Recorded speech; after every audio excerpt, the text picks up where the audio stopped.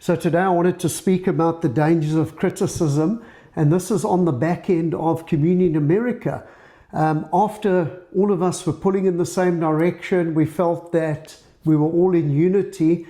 There's niggles that have come along the way with a lot of posts on social media indicating that this is how communion should be shared, or this is how it shouldn't be. And we just want to put it out there that we respect the way you guys do communion and the way we feel we need to do communion. But really what I wanted to share with you is the dangers of criticism. And I feel God took me to Romans 14. Chapter 14, it says, you accept other believers who are weak in faith and don't argue with them about what they think is right or wrong. And that works both ways. For instance, one person believes it's all right to eat anything, yet another believer has a sensitive conscience, will only eat vegetables. Those who feel free to eat anything must not look down on those who don't. And those who don't eat certain foods must not condemn those who do, for God has accepted them. And that's the key. God has accepted us irrelevant of how we do things, and how we do things that may look different to the way you used to seeing it being done. And it carries on there. And this is really, I felt God saying, like, who are we to condemn someone else's servants? Their own master will judge them. And this is referring to God. You know, He's the ultimate Lord that will do the judging. And it says here, with the Lord's help, they will stand and receive His approval. So that's what grace and mercy looks like. And we often can't fathom that out. So the point is that God gets to do the judging. And it says here that they will stand and receive His approval. I don't think He's caught up, in what we eat, or the way we eat it, or the way we present something.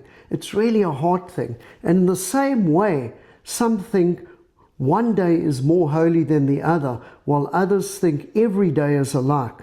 You should each be fully convinced that whichever day you choose is acceptable. So whether you go to church on a Friday, a Saturday, or a Sunday, or Monday, whatever that looks like, whenever you do the gathering, with the saints, that's entirely up to you. And I don't think we should be critical about it. Those who worship the Lord on a special day that they choose, do this to honor Him. Those who eat any kind of food, do this to honor the Lord, since they give thanks to God before eating. So it's irrelevant, guys. As long as you're giving thanks to the Lord before eating, it's honorable. And then it goes on to say in verse 10, so why do you condemn another believer? Why do you look down on another believer?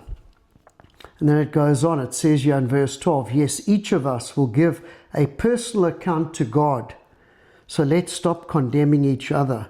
Decide instead to live in such a way that you will not cause another believer to stumble and fall. So that's the crux of the matter. What does it look like to love people, go out there and accept them for who they are? And I'll give you a good testimony here.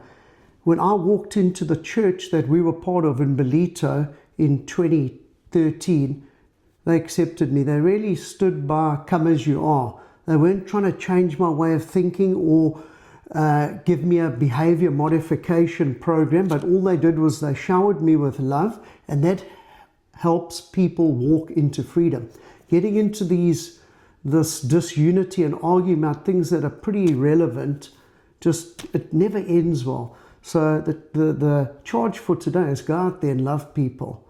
And whoever you come in contact with, don't get into arguments about how we should be serving communion or how we shouldn't be, or what day we should be going to church, because it's irrelevant. God wants unity within His family, the same as a father would love unity within his children. So let's go out there and do this correctly. The word for the week is unity.